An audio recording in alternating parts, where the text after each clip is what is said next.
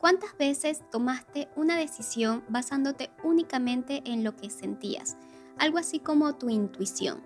Y la gran pregunta, ¿cuántas veces comprobaste que fue la mejor decisión que pudiste tomar?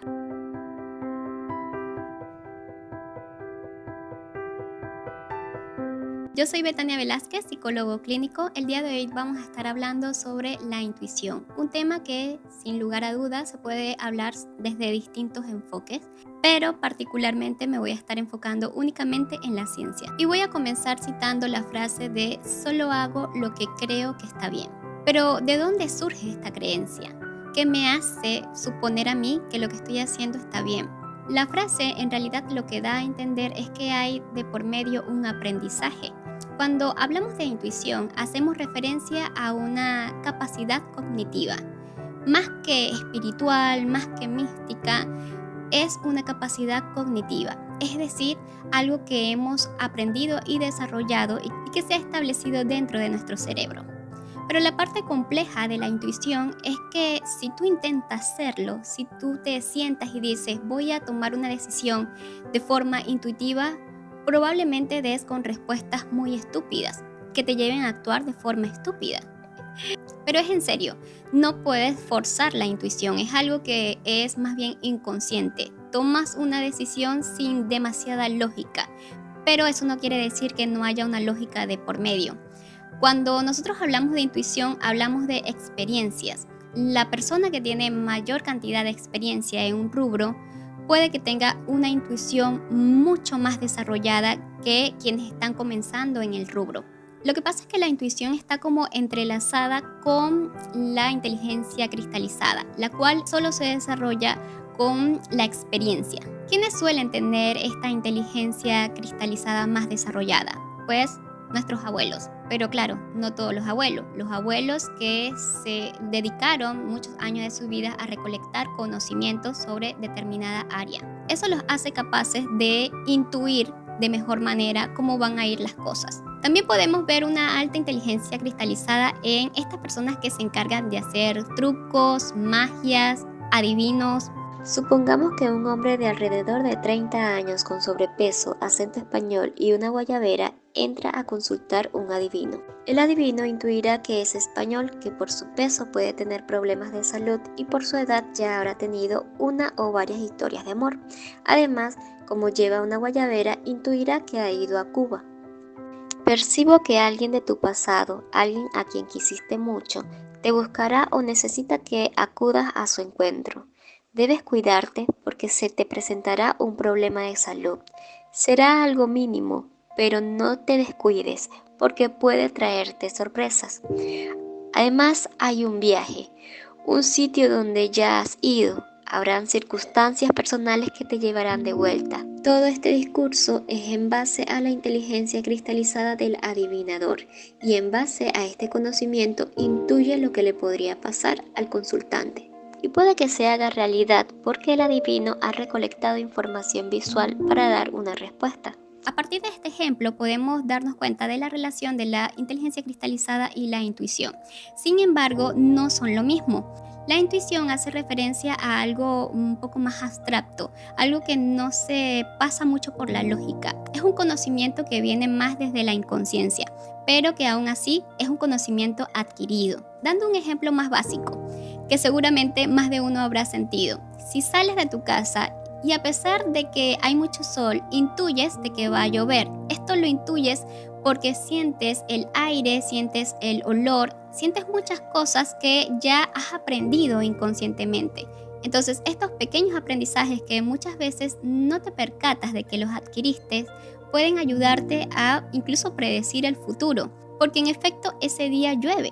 A pesar de que muchas veces no logres explicar la razón por la cual crees que algo va a suceder, no se trata de una dimensión diferente de la percepción, no se trata de que tengas un poder, se trata más bien de una forma distinta de cálculo. La verdad es que la intuición está muy presente en nuestra toma de decisiones y en la misma ciencia. Cuando se busca un estudio, normalmente se plantean hipótesis. Los mismos experimentos muchas veces se hacen para confirmar eso que ya yo intuitivamente estoy notando. Hablando de experimentos, hay uno muy interesante que comprueba que nuestros conocimientos muchas veces vienen ya dados genéticamente, es decir, están en nuestro ADN y nuestra expresión de genes. En este estudio, que pobres ratones cabe destacar, recibían una carga eléctrica cada vez que se les presentaba cierto olor. Estos ratones naturalmente aprendieron a tenerle miedo a ese olor porque notaron que ese olor estaba asociado a la carga eléctrica, al malestar, al dolor. Lo sorprendente de este estudio es que cuando estos ratones se aparearon, estas crías ya nacieron con el miedo y la predisposición hacia ciertos olores, los mismos olores que sus padres ya habían discriminado. Huían, se intranquilizaban, es decir, habían nacido con un conocimiento, con cierta sensibilidad que no podían explicar.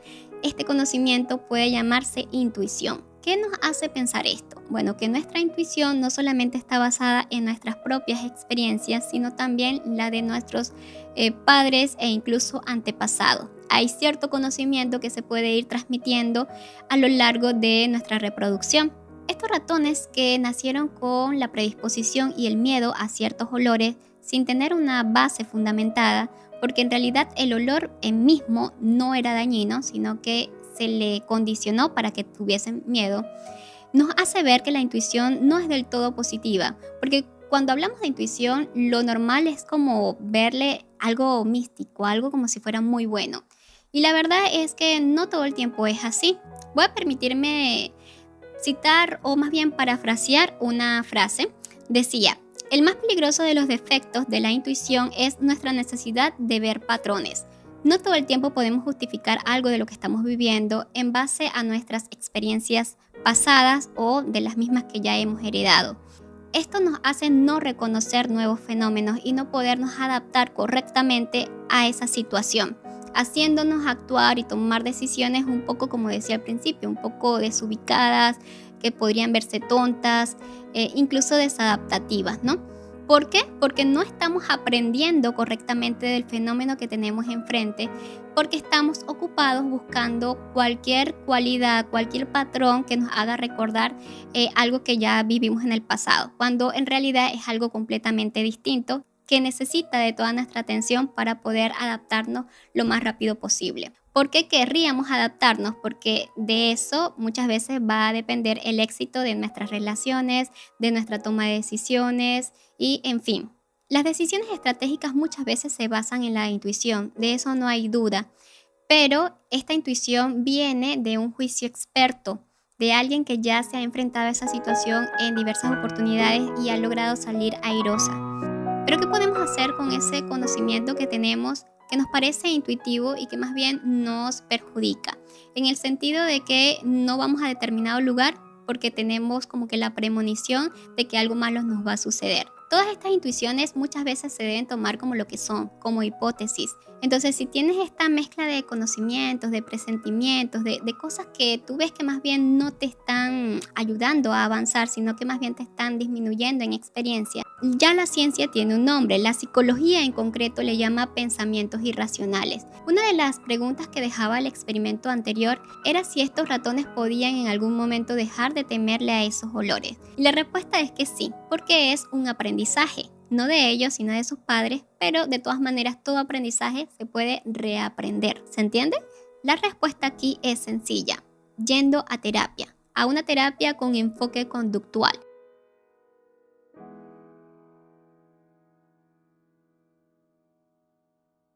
Ahora sí, pensamientos finales. La intuición sí existe, sí es real, no es tanto algo de la percepción, sino una forma distinta de cálculo, es decir, pertenece a nuestra cognición y por tanto nace de la cantidad de experiencias y conocimientos que tenga la persona. Esto quiere decir que puede trabajarse. Si entre tus planes está convertirte en una persona más intuitiva, tienes que salir de tu zona de confort, tienes que formarte, más específicamente en las áreas en las que quieres ser más intuitivo. Es decir, si quieres intuir de mejor manera lo que siente y piensa la otra persona, necesitas interactuar con más personas, necesitas salir de tu caparazón, Si quieres intuir cuál va a ser la mejor decisión financiera, necesitas aprender sobre economía.